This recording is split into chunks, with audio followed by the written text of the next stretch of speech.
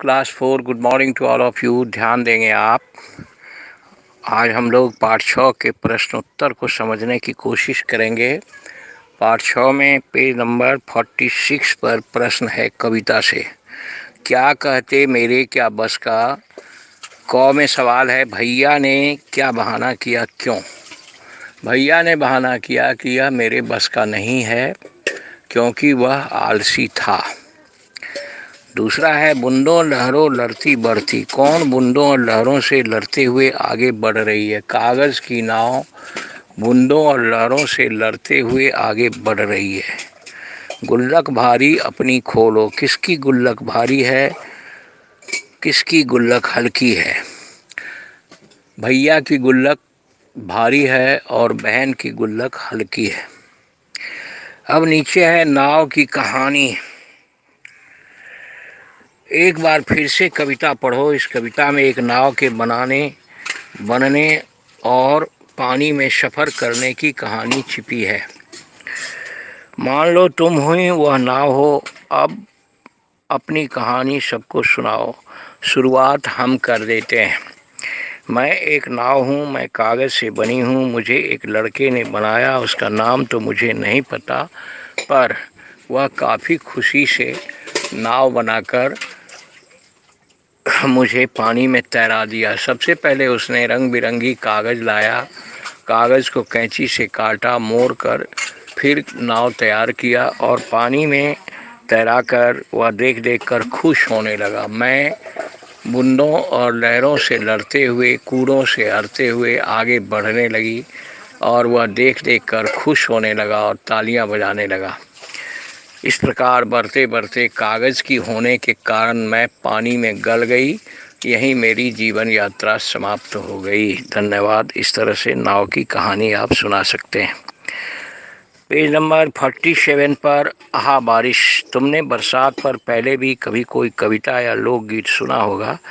उसे नीचे दी गई जगह में लिखो।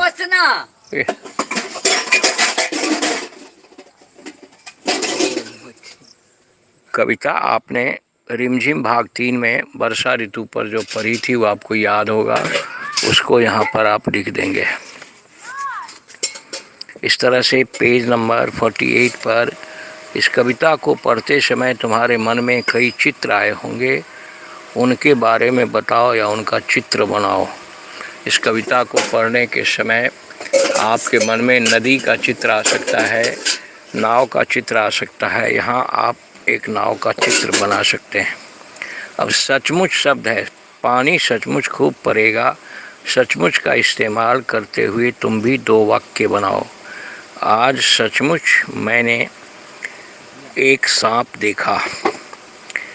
कल सचमुच मैंने एक मगर देखा। इस तरह से सचमुच का प्रयोग करते हुए आप दो वाक्य बना सकते हैं। 7 समुद्रों की बात है। घिर घिर कर बादल छाया है, 7 समुंदर भर लाया है। पता करो 7 समुंदर कौन कौन से होंगे जिनसे बादल पानी भरकर लाया है। 7 समुद्रों के नाम हैं प्रशांत महासागर, अटलांटिक महासागर, हिंद महासागर, अरब सागर,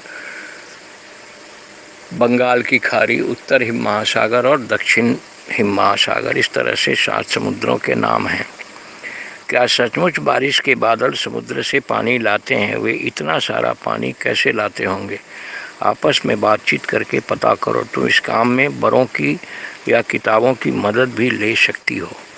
ये समुद्रों से बादल के द्वारा जो पानी लाने की बात है, यह एक वैज्ञानिक और भौगोलिक तथ्य है। जब सूरज की तेज किरणें समुद्र के पानी पर पड़ती हैं तो पानी भाप बनकर ऊपर जाता है। भाप जमा होकर ठंडा होकर बादल बनता है और बादल भारी होकर वर्षा करता है और वर्षा का पानी नदी नालों से बहकर फिर समुद्र में जाता है। इस तरह से कहा गया है कि बादल समुद्र से पानी भरकर लाते हैं। पेज 49 पर तुम कागज़ से कितनी तरह की नाव बना सकते हो, बनाकर कक्षा में दिखाओ। उनमें से किसी एक के बारे में लिखकर बताओ कि तुमने वह कैसे बनाया। ये तो क्राफ्ट का काम है। आप कागज़ क्राफ्ट की टीचर से नाव बनाना सीखिए और काट कर नाव बनाइए कैंची से कागज़ को, और एक के बारे में लिखना है तो आप लिख सकते हैं कि मैंने बाज़ार से हरा पीला नीला रंग बिरंगी कागज़ लाया, फिर उसको कैंची से काटा, मोड़ कर मैंने नाव बनाया। फिर आई बरसात, नीचे 49 पेज पर। बरसात के दिनों में अक्सर घरों के दरवाजे और खिड़कियों से पानी की बौछार आती है, कभी कभी छत से पानी टपकता है, शीलन भी आ जाती है। ऐसी स्थितियों से निपटने के लिए तुम्हारे घर में क्या क्या किया जाता है? ऐसी स्थितियों से निपटने के लिए हमारे घर में राजमिस्त्री बुलाकर और जहाँ से छत टपकता है सीमेंट और बालू से उसकी मरम्मत करा दी जाती है। ख में, बारिश के मौसम में गलियों और सड़कों पर भी पानी भर जाता है। तुम्हारे मोहल्ले और घर के आसपास बारिश आने पर क्या क्या होता है बताओ। हमारे मोहल्ले में सड़कों पर पानी लग जाता है, कीचड़ भर जाता है, चलना मुश्किल हो जाता है। पेज नंबर 50 पर, पिछले साल रिमझिम में तुमने पढ़ा था कि बनाना काम वाला शब्द है। काम वाले शब्दों को क्रिया कहते हैं। इस कविता में ढेर सारी क्रियाएं या काम वाले शब्द आए हैं, उन्हें छांटो और नीचे लिखो।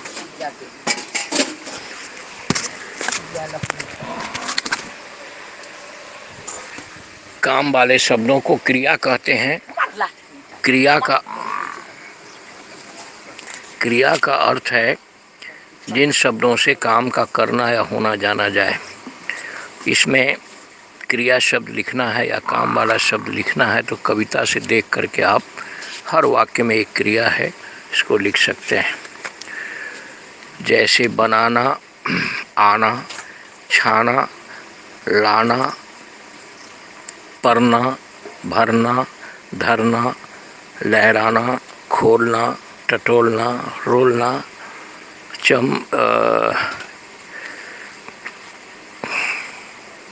अरना, बढ़ना, गढ़ना, हर्षाना, ये सब काम वाले शब्द हैं। इनको आप वर्णमाला के हिसाब से छांट करके नीचे लिखिए।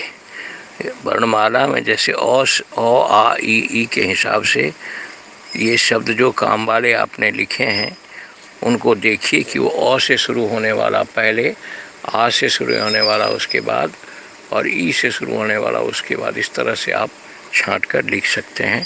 धन्यवाद। पाठ 6 को आप अच्छी तरह से दोहरा लेंगे, फिर अगले क्लास में हम लोग पाठ 7 पर बात करेंगे।